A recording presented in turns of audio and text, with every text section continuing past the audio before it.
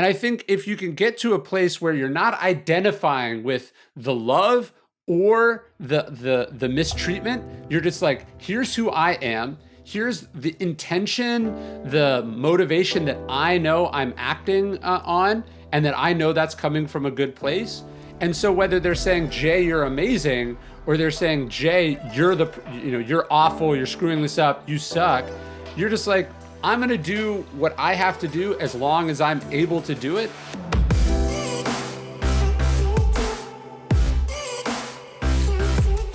Hey everyone, welcome back to On Purpose, the number one health podcast in the world. Thanks to each and every single one of you that come back every week to listen, learn, and grow. Now, today's guest is someone that I've interviewed not once, not twice, not three times, but this is the fourth time we're sitting down together. The first time was at HuffPost back in like 2016 when I was just starting a lot of my online work. Then we did a NASDAQ Reads probably around 2017, maybe 2018. And then I got to sit down with him on the podcast. You've already loved him on the show just last year. I think it was just before the pandemic. And then now we are having our fourth ever interview. I'm talking about the one and only Ryan Holiday. Ryan Holiday is one of the world's best-selling living philosophers. His books like The Obstacle is the Way, Ego is the Enemy, The Daily Stoic have all reached #1 New York Times bestseller status, and Stillness is the Key appears in more than 40 languages, and all of his books have sold more than 4 million copies. Together, they've spent over 300 weeks on the bestseller lists. He lives outside Austin with his wife and 2 boys and a small herd of cows and donkeys and goats. And he also opened up his own bookstore, which I love, the Painted Porch, and sits on the historic Main Street in Bastrop, Texas. And his new book, The Courage is Calling, already a New York Times bestseller. If you haven't read it, I highly recommend that you go and grab it. Ryan, like you did for so many others, you opened up our minds and lives to the teachings of the Stoics, which I am eternally grateful for because I think you've brought so much wisdom through that we would have missed out on. And you also, in many ways, inspired me to think about how I could do something similar for Vedic philosophers and thoughts. So thank you from a personal level, a collective level, societal level for, I've seen you do a lot of activism work too, but Ryan, welcome back to the show. No, thanks for having me. And it's crazy. We do go way back. And I think both of us had somewhat circuitous journeys to where we are now. Like you interviewed me on 2 different shows before you had your own show. I did a bunch of stuff before I was a writer. To me, I in case people don't pick up on what that means, is like, just because you're not, like, very rarely does anyone just get to start like by having their own platform or putting out their own thing. And you have to take jobs or do things, you have to work your way there. And I think people who are in the middle of that, sometimes you don't know where it's going to end up. You can kind of lose faith. But I think in both of our cases, like we put in the work, paid our dues, and we did get there. And I hope that's encouraging to people because it's amazing. It always takes longer than you think it should, but eventually you get there. Absolutely. Yeah, I remember talking to you about like, you started in marketing and, you talk about your time at American Apparel. And then I also remember talking to you about how you're the Leonardo DiCaprio of writers, where you'd written all these amazing books that were epic and you were waiting for this, the arbitrary idea of ranking on the list. And I think we were talking about that last time when we were messaging, and I was like, Leonardo DiCaprio has been nominated for an Oscar 7 times and only won once, and that's pretty much the same as you. And it's just one of those amazing things that all your journey has brought you to this pace. And now when you look back at your beautiful portfolio of books, and I know that Courage is Calling is the part of a new set of 4 books. I really like that you started with that point, that we've known each other through a lot of different faces, a lot of different names, a lot of different banners. And, today it's beautiful to sit with you and do this again. But, it started very differently. But I have to be honest, I've had fun with you since day one. So I'm expecting this to be no different. Well, people talk about like 10,000 hours, right? That takes 10,000 hours to get to mastery. I think 2 things are easy to miss there. Number one, it's not 10,000 hours of terrible grinding labor. It should be fun. And I had a ton of fun along the way. And two, just because it might take 10,000 hours, or it could take 20,000 hours or 100,000 hours to actually get to the place where you've really truly mastered it, that doesn't mean that you can't make a great living between now and then, and that you can't do work that you're proud of that stands up. Like this is my, I think, 12th book. Wow. I'm proud of all the books in between, but the 12th book is only possible because of the 11th and the 10th and the 9th and the 8th.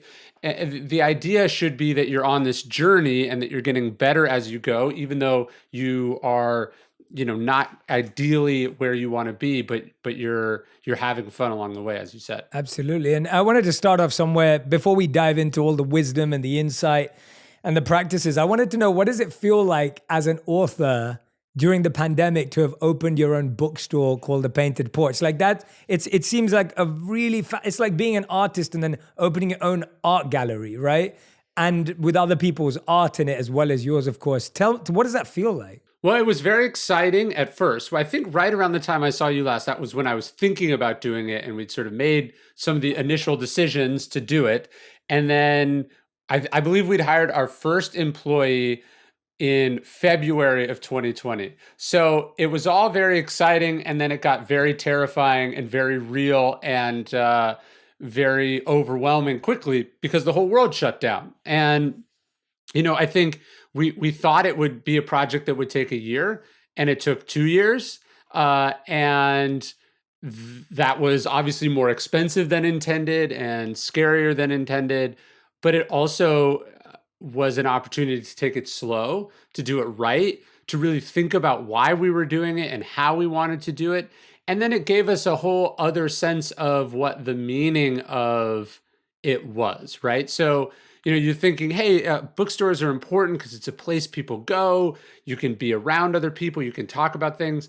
And then when we were looking at a world where that was not possible, you suddenly realize what those things mean to you, and you don't take them so much for granted anymore.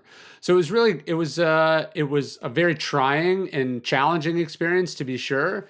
But the upside was that it made the rewards of it so far, much more compelling and meaningful, I think. Yeah, I love that. It's wonderful. It's wonderful hearing that, you've got through and you've figured it out. And I'm sure it's been harder than it needed to be, but it sounds wonderful. And I hope I get a visit. So I really look forward to actually going there. I've never been able to go to a bookstore and say, my friend owns this and he's a writer. It's cool. So I really look forward to that. Books are such an amazing thing. Like if you think about what a book is, right? Like a book is 10 years or a lifetime of work and understanding bound between two covers for like $20. Like it's this incredible piece of technology that's, now endured for thousands of years that books have been so important in my life.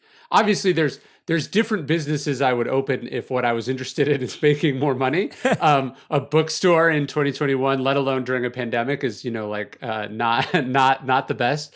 But I think I have a podcast too, and there's something amazing about reaching millions of people at scale digitally throughout the world. But there is also something special about holding things and having a space. And so my wife and I were just thinking like, we've been so blessed. We've got to do so many cool things. What is something that could be fun, could also be a business opportunity, but, I think improve the community in which we live. And that's kind of what I've just been thinking about more lately is like, not everything has to be like, how do I reach as many people as possible? It can also be like, how do you really reach the smaller amount of people that you are reaching? Yeah, I couldn't agree with you more. For me as well, it's always been about scale and depth. And it's like, you have scale, but how can you go deep with that scale? But then also, how can you scale down and take people even on a more meaningful and deeper journey, more personally? And I was able to do that even digitally during the pandemic. A lot of me and my private coaching clients, people that I work with one-on-one, we started this like small meditation communities for them and their families or them and their friends on Zoom. And I'm used to teaching, meditation on Instagram Live to, hundreds of thousands or millions of people after people watch it on the replay. And to actually just sit on a Zoom with just 10 faces every single week. Yes. was beautiful. Like it's been some of the most meaningful work I've ever done, and you're spot on. So I get that. Now I want to start. I've got so many questions to ask you, Ryan. So, and we've just been chatting. So I need to like, actually, everyone's going to be like, what are you guys doing? Jay's just having a conversation, which is partly what I'm doing. But I want to find out, you introduced Stoicism to the world in a huge way, massively, like, really brought it out beyond where I think it had been, at least from my knowledge, at least for me, definitely. And I wanted to understand, like, can you tell us the story of how you discovered Stoicism and how that first moment made you feel and why you felt compelled to share it with the rest of the world? I think a lot of what we're doing, you and I are doing, is sort of paying it forward, right? Somebody introduced you to the ideas and they hit you, and you had this amazing sort of life-changing transformation because of that. And then there's this kind of moment where you go, could I do that for someone else? And then we were talking about scale earlier. How could I do that like even better? How could I do that how could I take what I experienced and not just do it to the people that I physically interact with, but millions of people? So I was in college and I went to this conference in West Hollywood, and the speaker was Dr. Drew from HLN and from Loveline. Now he has a wonderful podcast as well. And he was speaking, and I had grown up listening to Loveline. And so I remember at that age, whenever I would meet smart people that I admired or that I had some, random circumstances to meet, I'd be like, what books do you recommend? Because I was just thinking there's so many books out in the world. How do you know which ones to read? And if you I was thinking if I just read the ones that really smart people that I admire have read, I'll be like skipping all the stuff that, it'll be like it's like getting, notes from people ahead of you. And so I asked him, and he told me he was reading the writings of Epictetus, who is this Roman slave. And I went back to my hotel room and I bought Epictetus and I bought Marcus Aurelius because I'd seen the movie Gladiator. And these two books arrived, and they hit me. I read Marcus Aurelius first. Actually, here, let me grab. This is my now 15-year-old copy of Meditations. I've had to retape the cover on because I've read it so many times. But you read Meditations, and it hit me. It hit me like a million bricks. I mean, in the first line of Meditations, he says, and this is like he says, when you awake in the morning, tell yourself the people I will deal with today will be meddling, ungrateful, arrogant, dishonest, jealous, and surly. And he says, they are like this because they can't tell good from evil. But he goes, but they can't implicate me in ugliness, nor can I feel angry at my relative or hate him. We were born to work together like feet and hands and eyes, to feel anger at someone, to turn your back on him. These are obstructions.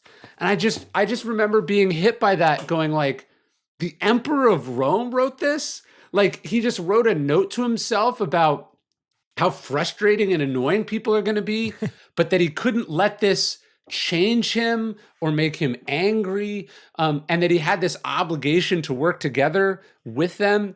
And I remember I was taking philosophy classes at the time, but it was nothing like this. Like when you read Aristotle, I mean, there's definitely good parts in it, but you're also like, what is he talking about? Right? Like he's explaining the universe or something. He's not saying like, this is how you deal with a jerk in traffic, or, this is how you deal with your obnoxious roommate, right? Like, I just love that Marcus Aurelius was being so real and so practical, but at the same time, trying to be great, like trying to be decent and good and patient.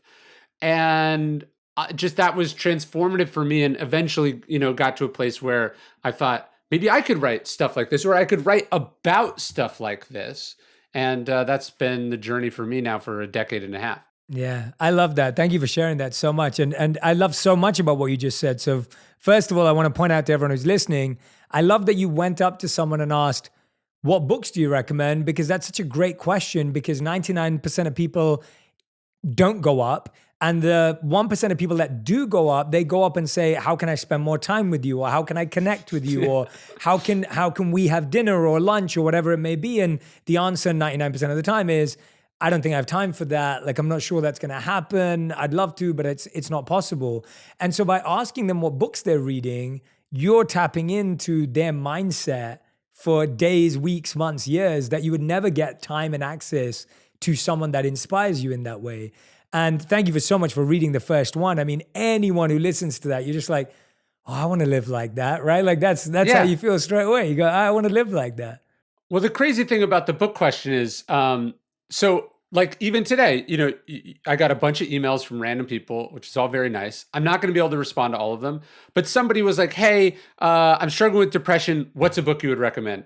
And I would took me 2 seconds to reply, right? And of all the emails today, that's the one that I responded to because I love books, and if that's an easy way I can help a person. But the crazy thing about the Dr. Drew story was 3 months later, I went to a different conference and he was there again. I don't know how the odds of it work, but I went up to him and I was like, "You probably don't remember me, but I read those books," right? And he was like, "I do remember you, but I did not think you were going to read those books." And he and I are friends now, 20 years later, 15 years later, we still know each other because I didn't just get the recommendation, but then I actually did the work. I read the book, and now he and I have this connection forever. And I think the amount of people that ask me for recommendation versus the amount of people I hear back from who have actually taken the time to read the book, it's a small percentage of a small percentage. And so these books are out there, these books that have changed people's lives. People have been through the exact same thing that you've been through. They're there, but no one can read them for you.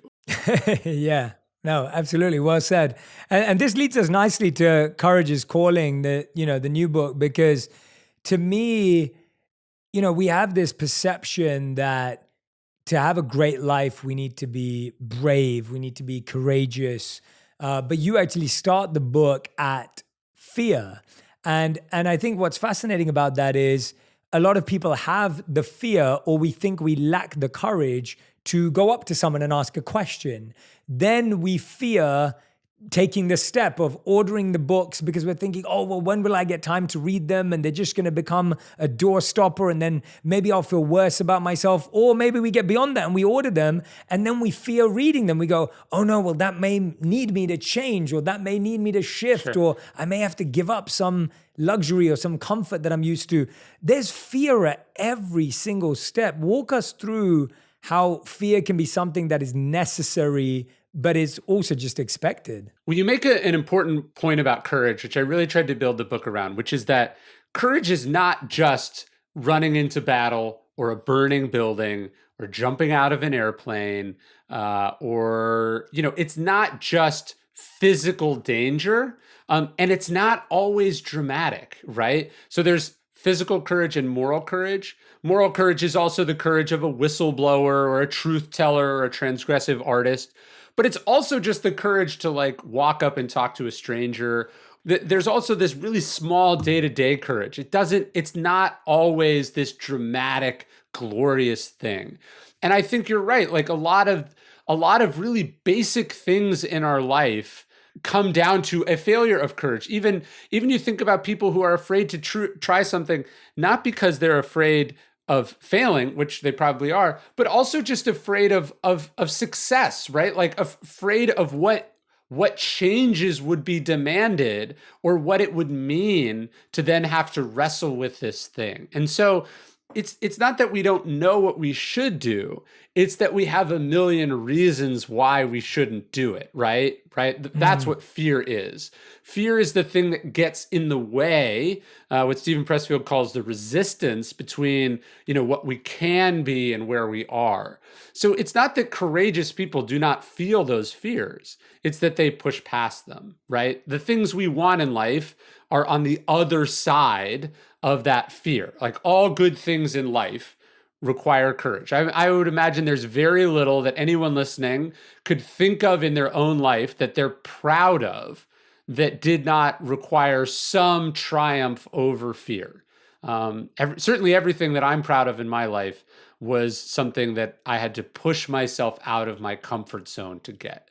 Yeah, absolutely. No, I think you're spot on. I mean, Yeah, when I'm thinking about that right now, and I hope everyone who's listening or watching is thinking about that too. I can't think of I can barely think of anything, if anything at all. And so, that aligns very strongly. And I like, in the book, there's the part that you wrote that says, and there has never ever been a time when the average opinion of faceless, unaccountable strangers should be valued over our own judgment. And I love that because I think we're living at a time when faceless, unaccountable strangers dictate everything in our lives, whether it's a comment, whether it's a DM, whether it's a message, an email. Walk us through, why is it that we take unaccountable, faceless strangers so seriously? Like, why does that exist? Look, it's not like this just some modern thing, right? In meditations, Mark Aurelius says the crazy thing is we all love ourselves more than other people. We're all self-interested, selfish people to a certain degree, right? And he says, and yet we value other people's opinions more than our own, right? You see this sweatshirt you like and you buy it, and then someone's like, what's that? And you're like, oh, you don't like it? I shouldn't like, or you spend on the other end of the spectrum, you spend 2 years writing a book and then you go, but did the critics accept me? Did the publisher like it? You can even find yourself, is it any good? And it's like, who is this person to decide that it's any good? You're the one, this is why you do what you do. And yet we hand over approval, success to other people. And like, look, when The Obstacle is the Way came out, just to sort of illustrate this idea that nobody knows anything. The publisher offered me half what they'd offered me for my first book for what was my second book. So right out of the gate, I had the idea for The Obstacle is the Way, and the publisher said, that idea is half as good as your last idea. They did not believe in it. Look, they believed in it enough to purchase it, but they did not have high hopes. A close friend of mine, I found out later, predicted that it would sell 5,000 copies, right? It came out. It didn't hit the bestseller list the week it came out. It sold like maybe 30,000 copies in the first 6 months, maybe 60,000 in the first year. Did not hit a bestseller list for the first 5 years of its existence. And then ultimately has gone on to sell, about 1.5 million copies.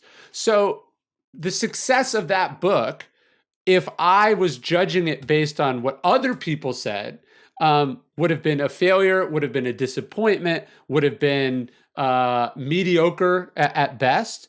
But what I knew is that it was, one, something was really important to me.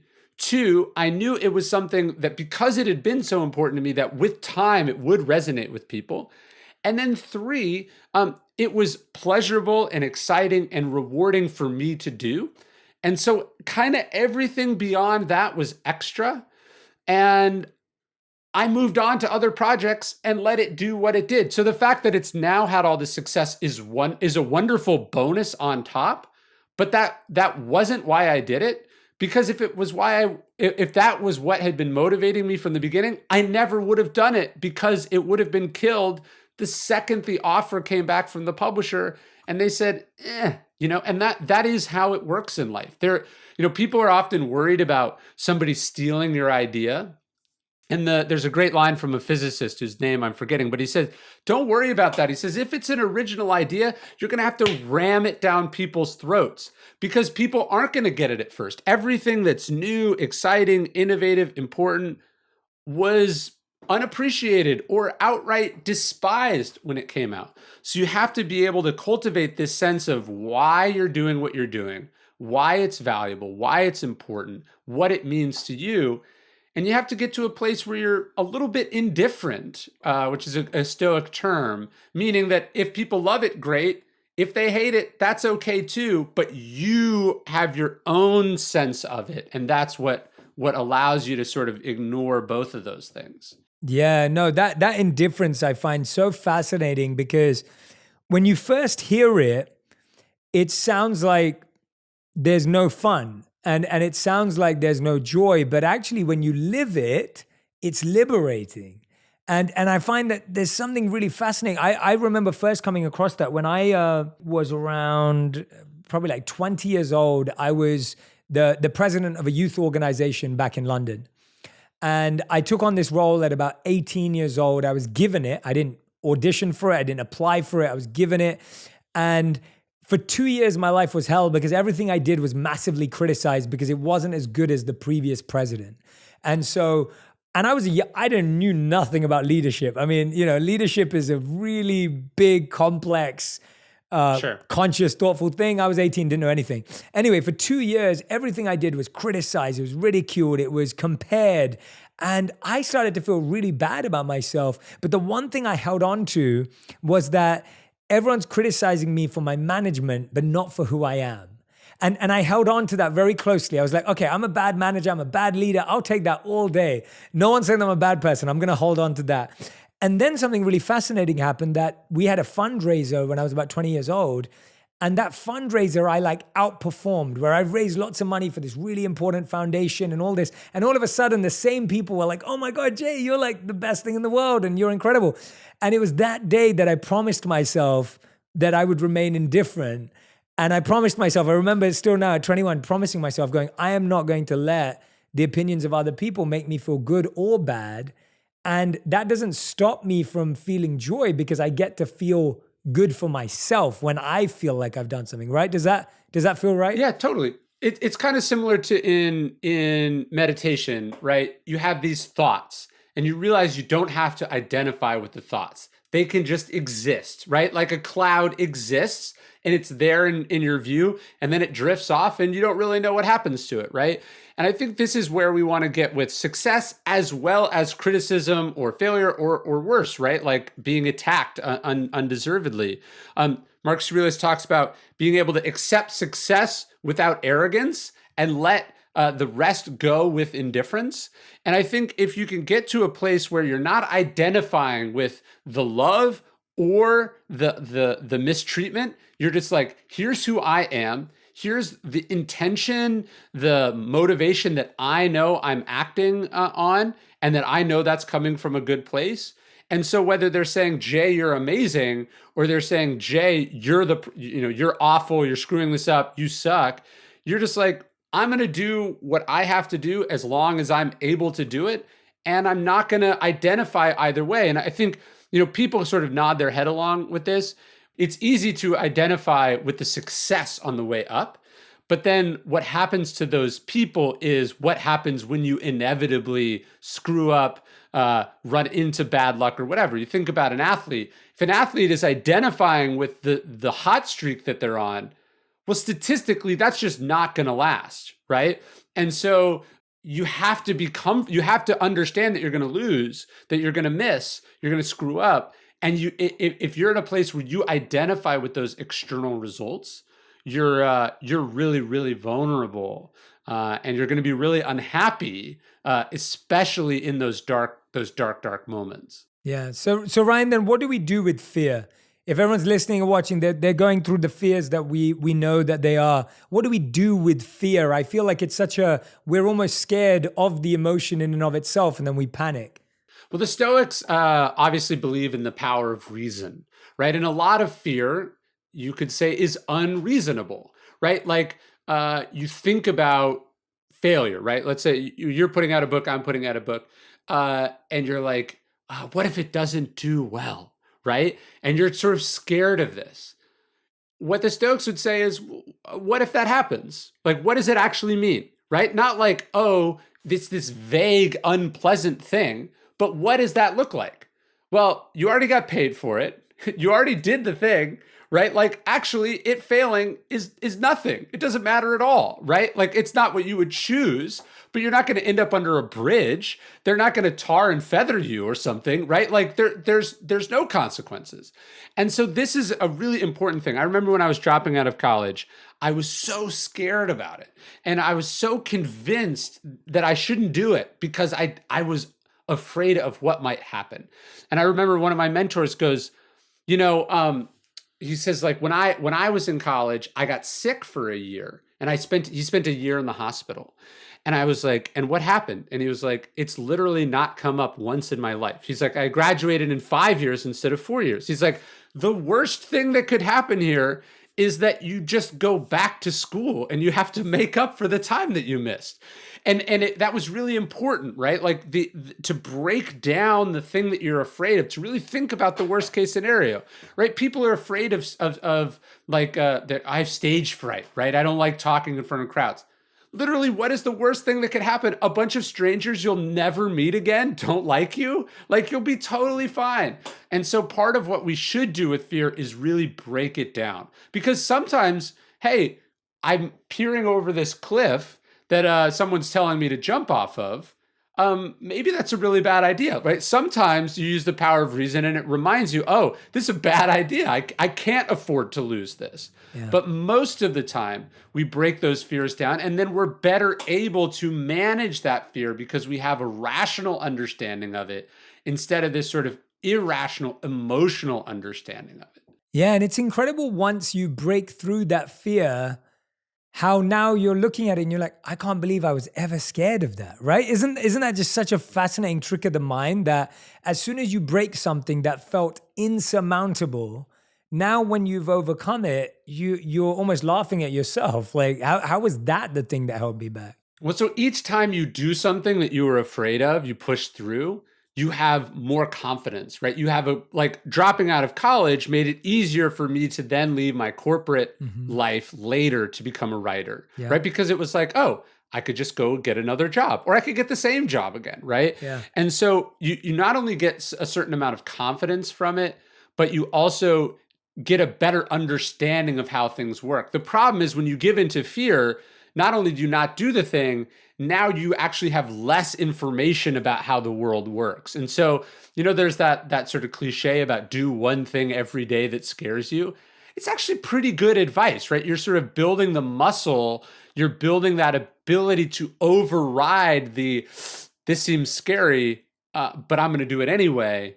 I think cultivating that ability to sort of push through that fear is really important. And I think, again, these sometimes can be very pedestrian fears. It's like, I remember the decision for Daily Stoic, which is one of the things I do, the decision to like make videos, right? Like, and I remember talking to you about this. It's like, I was very comfortable writing things. I was very comfortable being on stage.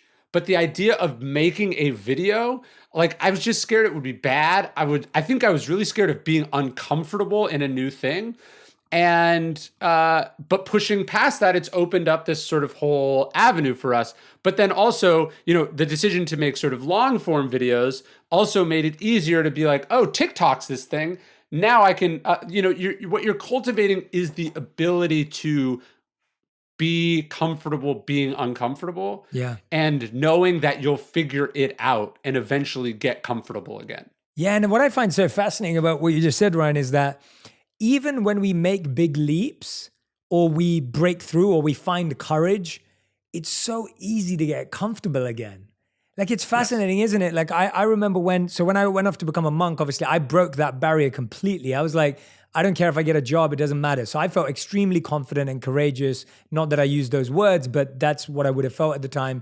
And then when I left being a monk, it was a tough time. But again, that was a tough decision. So that built more courage and confidence. Then I found a job. But as soon as I got into a job, I remember leaving that job. I mean, I left it within 2 years, but it's like, there was a moment that comfort started to feel really safe. And comfort is like really alluring. It's really mesmerizing.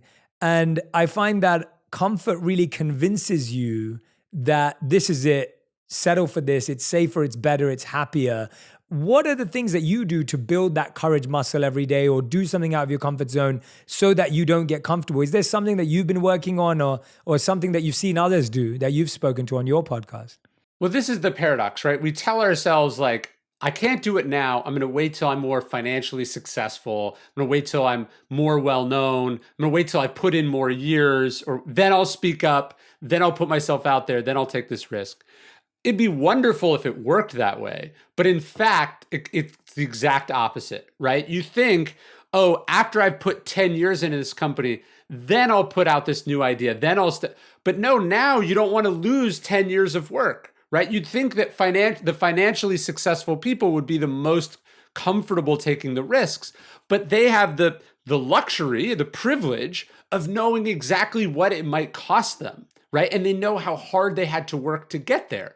And so this is why people are afraid to be politically active. This is why people are afraid to voice unpopular opinions. I'm sure you and I both know people with platforms that have really strong opinions about things that are happening in the world, but they just don't want to get involved because they know how hard it was to get where they are, and they don't want to lose that. And so you do have to cultivate, again, to go to this kind of indifference. Like, look, it's wonderful to have the audience. It's wonderful to have the fancy stuff, but you didn't like, I say this to people who sometimes get mad about things I say. They're like, how could you say that? Didn't you understand you would, make me angry or whatever? And I go, look, I didn't cultivate this platform to not say what I think, right? Yeah. Like the job is not having the platform. The job is not this or that. The job is doing the thing, right? Is the speaking the truth, saying what needs to be said, speaking to what I think is important. And so we can really lie to ourselves. We can tell ourselves later, I'm going to do this, right? We say,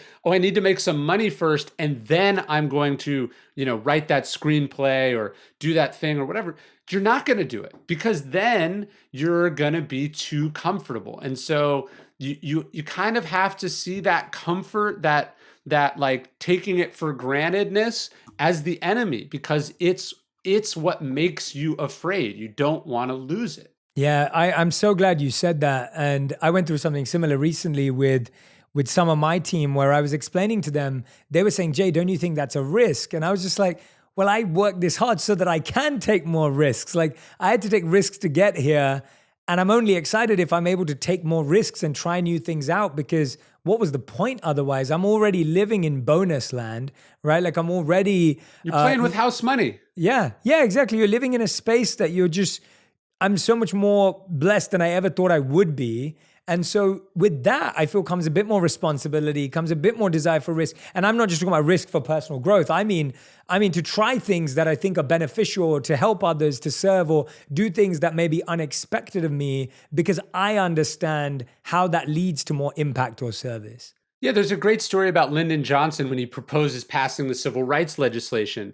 And one of his aides says, maybe you should wait till after re-election. They say this could be bad.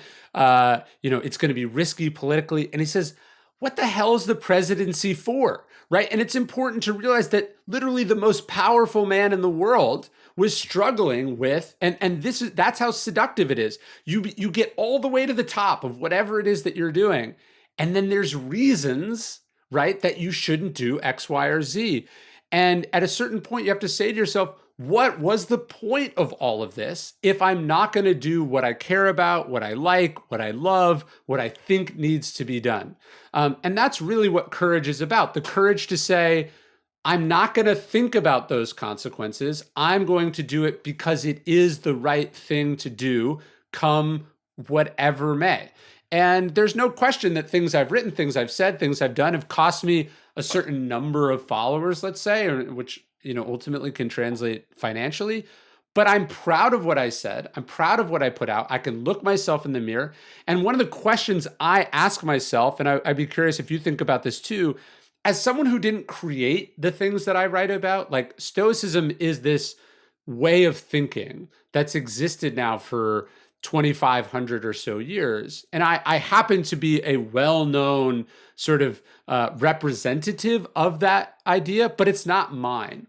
And so the thing I tell myself is, or the test I have is, am I being a good steward of that philosophy? Yes. And so if I'm afraid to, it would be the same thing for the presidency. You don't own the presidency. You're just the guy or woman sitting in that chair right now. And the question is, are you being a good steward of the office, of the occupation, of the opportunity? Or are you just protecting what's good for you in the moment? And so I think about, is this the right thing to do or talk about? Not, is this going to win me the most friends? Yes. Yeah, absolutely. Yeah, no. And I think I ask a very similar question. Like for me, it's, it is servitorship. It is figuring out like to what degree. And a big part of that for me has always been, if I see other people helping the world, how do I view them? And it was really Yes. interesting. I was sitting with my team recently, and like there, I think I've always been a fan of yours, and you've known that from day one. But it's like for me, when I see other people who I believed are positively impacting people's minds, I want to collaborate, connect, do more together because I feel like we need more of that. And I was speaking to my team recently because I was talking about collaborating with someone, and they were saying, "Well, Jay, like maybe maybe they see it as competition." And I was just like, well, why would I compete with someone who has the same goal as me, it seems? And I think that's how I try and measure where my intention is, because often, if I get lost in that hierarchy myself, that's when you start to recognize that your intention isn't as pure as you think it is. Well, this is another thing I think requires a certain amount of courage as far as one's worldview. What you're talking about is deciding not to see the world as a zero-sum place, right? So some people go through the world and they're like, this is about my career, this is about my success, this is about my family, right? This is about my business. And there's no question that attitude, because it's so singularly focused, can make you very successful. But I think it's more enjoyable, ultimately morally rooted, to go through the world and thinking about it as, how does everyone win? How does everyone get something out of this? And that was something, I started my first email list not talking about my own work, but just recommending books that I've loved. Yeah. And I've done that now since, I don't know, 12, 13 years. Like, I hear just as often from people who their lives were changed not by something I wrote, but by a book from someone else that I recommended. And that was a big breakthrough for me, realizing, not only is it not zero sum, but that helping other people, just being a resource, period, also helps you. And so I think, with your podcast, like, look, you could just make your own content every day, but the decision to talk to and share other people's stuff, it benefits you and them. And I think the more secure one can be in themselves, the more helpful they can be to other people. And then ultimately, the more impact everyone can have together. Yeah, absolutely. I love that, because I was sharing with someone recently. I was like, and I feel this is what you've done with the Stoics and what you were sharing from Marcus Aurelius. But, for me, I've just always been fascinated by studying people's lives, always been fascinated by studying. And I love studying people and mindsets and decisions and choices.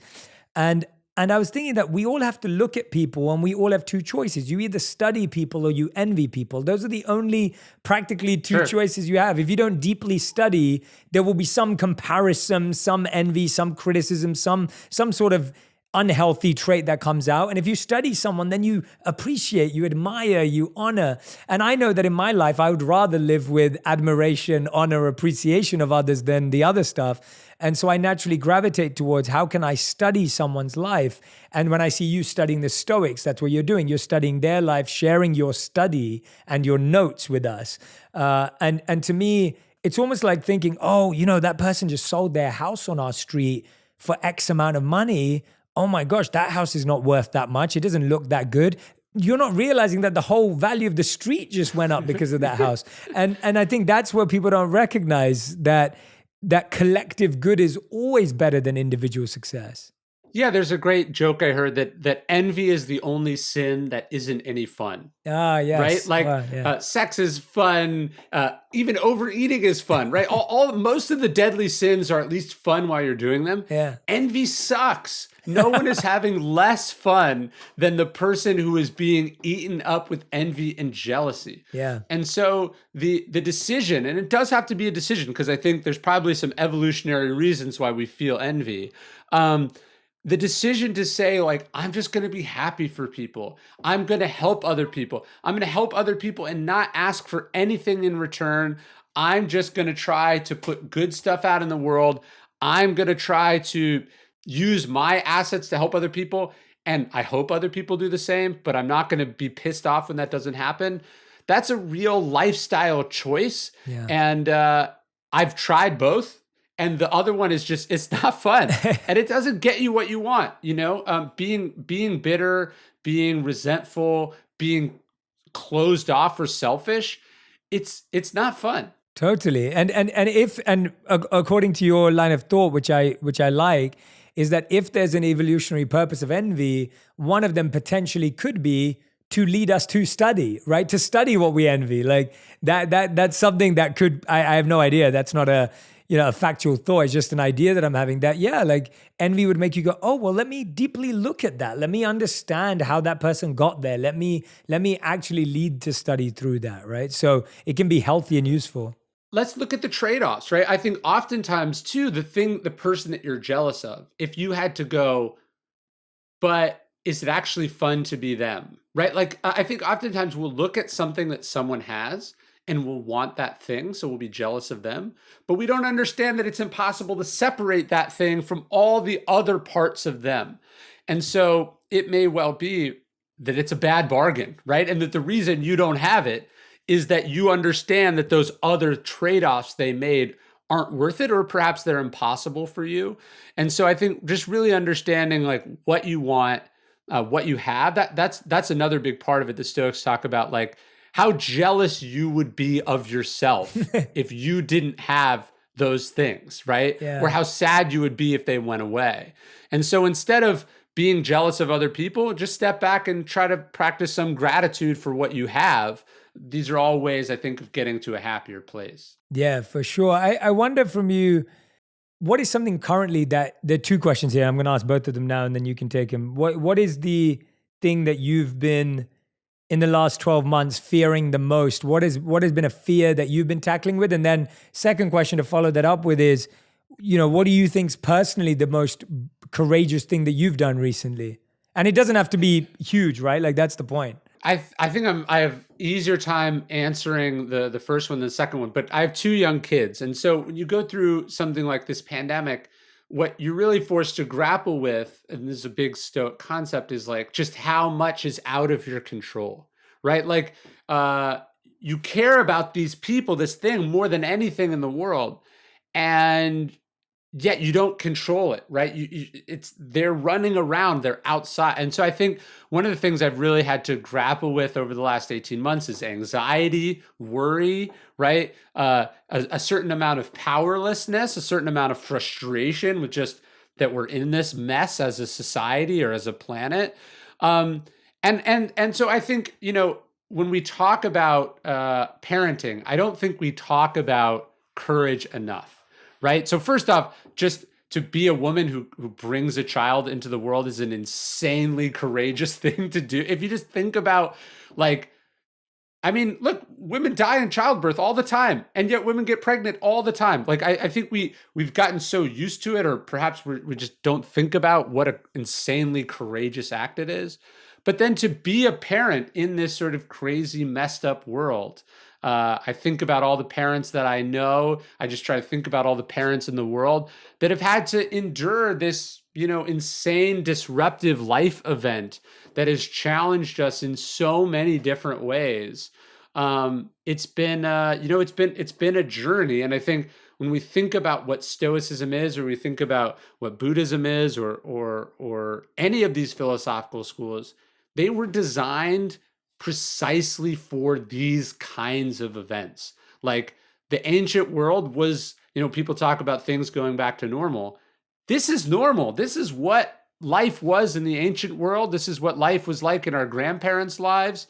And we were just really, really spoiled for a long time. And now we're having to wrestle with, hey, the world doesn't really care about you or your plans. And you're going to have to figure out how to accommodate yourself to those things and manage to be happy and productive and, not a wreck inside of them. Yeah. And do you genuinely believe, and of pandemic aside, of course, because that's a huge thing that obviously affected everyone on the planet, but do you generally believe that a disruption of plans has led to better plans, results, ideas, innovation, inventions? Look, no one would say like, hey, in America, 750,000 people have died, that this is a blessing in disguise, right? That would be offensive. But we add on top of the tragedy by refusing to change or be changed by what's happened, right? So I don't know about you, but this was a enormous forced lifestyle experiment. We had to reimagine a lot of things. We probably wouldn't be doing this remotely, if it weren't for the pandemic. There's things that you're talking about, those meditation groups that you made. There's things you've created as a result of the constraints of what was happening in the world that are on net positives for you. And that's certainly been the case for me. It's forced me to reimagine, rework a lot of what I sort of took for granted previously. I think coming out of the pandemic, I'm not going to travel nearly as much, not for safety reasons, but just realizing, I've been going a mile a minute for 30 odd years of my life. And I was aware of what I was getting out of it, but I was less aware of what it was costing me or what it was preventing me from doing. And so I think it's not that the Stoics would say that everything terrible has something wonderful inside of it, but that by wrestling with what's happened, by looking for what we can do inside of what's happened, we manage to excavate little bits of positivity or opportunity for progress. And that's what the obstacle is the way is really about. Yeah, beautiful. And so we've talked about fear, we talked about courage. The third part of the book is the heroic. And I find this, and I love that it's obviously towards the end, but I found this fascinating because I think everything in society makes us want to be a hero. Like the movies I watched made me want to be like the guy in the movies. The adverts make me want to be like the guy for me or for people, the girl or that person in the ad, in the movie, in the book, in the story. But you define what it means to be a hero morally and physically. I want you to break that down for us. Like, how do you introduce this and how did the Stoics think about this? So if we think of courage as the triumph over fear, maybe what we're saying is that heroic is something beyond even that. So in the book, I'm talking about Michael Jordan's decision to leave basketball to play baseball. That's an immensely courageous thing because it's risky. People are critical of it. He has no idea if he can go from being the best in the world at one sport to starting at the bottom of another sport. Now, that was a courageous thing to do. But I contrast that with Maya Moore's decision, equally dominant in the WNBA, to walk away from basketball to free a man wrongly convicted in prison, right? So she's not just doing something courageous, she's doing something heroic because the primary beneficiary of what's happened is not her, right? So heroism to me, or the heroic, is when we do something courageous that's well beyond our self-interest or perhaps very much at odds with our self-interest, right? When we talk about the courage to start a business, what we're talking about is pushing past doubts or risk or whatever. But what about the courage to leave a successful business to start a nonprofit, right? You're not putting yourself in physical danger, but you're putting your interests behind the interests of other people. And that's a very scary, difficult thing to do. And it's heroic because by putting others above us, we're actually elevating all of us. And so I wanted to look at that because I'm really, really, really inspired by that. And that ultimately is what I think we need more of in the world. Obviously, we need courageous entrepreneurs, but we need people who are willing to do something beyond just trying to make something for themselves. Yeah, I deeply appreciate that definition. Thank you for sharing it with us because to me, that journey from courage to being heroic, that is that purpose, that service, that extension of oneself for others. And ultimately, I can agree with you more. I genuinely believe that purpose, I was speaking to a friend recently, I was saying how, a dream without service is incomplete. Like the idea is like, you can only build a dream so far with the desire for it to all be about yourself. And then it doesn't even do it for you anymore. And I feel like, but you've paved a really good path because also you can't just jump to being heroic because there are certain skills and muscles and things that you develop on the way by building courage first. Like there are certain tools and tricks and tips and things that you pick up along the way that make it more powerful to be heroic after. Well, one of the things I was inspired by, it's just something I ran in a small news story many years ago, was the decision, I think maybe 10 years ago, that CVS just decides they're going to stop selling cigarettes. Now, this is bad for CVS. This is bad for the shareholders of CVS, but it's obviously good for the world, right? And as they find, overall cigarette consumption goes down across the entire country because people are just like, it's harder to get cigarettes. They just smoke less, right? And so, obviously, we love ambition, we love creativity, we love people who are trying to be successful. But there is something beyond that. I think we saw it during the pandemic, the people who showed up every day for work, even though it must have been scary and terrifying for them, but they knew that other people were depending on them, that where would we be without those kind of people? And so, obviously the pandemic revealed some selfishness and indifference and all sorts of awful parts of our modern society, but it also revealed, I think, some of the best of our society. And I wanted to celebrate this idea of yes, pushing through fear is important, but why are you doing it, right? Who are you doing it for? That really, really matters. Yeah, I think that's beautiful, man. Ryan, this has been such a wonderful conversation. I highly recommend everyone, if you haven't read Ryan's work, I mean, I would go and buy every single book, and I'm not kidding. They not only look beautiful, but they are beautiful. And, obstacle is the way is just fantastic. Ego is the enemy. Stillness is the key we talked about last time. I mean, and this one, courage is calling, is what we've been talking about today. Ryan, we end every interview with the final five. You've done this before. These are the fast five. So every question needs to be answered in one word to one sentence maximum. You are the writer, so you can help me define what one sentence counts as. Like, how many words are in a good sentence, Ryan? As many or as few as there should be. Okay, all right, great. I love the vagueness of that. Okay, brilliant. All right, so the first question for you is, what is something you once were attracted to, but has become less important to you? I think money, certainly money. I think money represented something to me early in my life, and the more you get of it, the more you realize that it really doesn't mean anything, and there's less to do with it than you think there is. Right. And did that come after a certain amount, a certain success? Where did you feel, like, what made you feel that? It doesn't have to be a statistical number. I just mean, like, what was it that made you feel that way? I don't know if there was a specific number, but I remember I had a conversation with Tim Ferriss once, and he was like, "What do you do with your money?"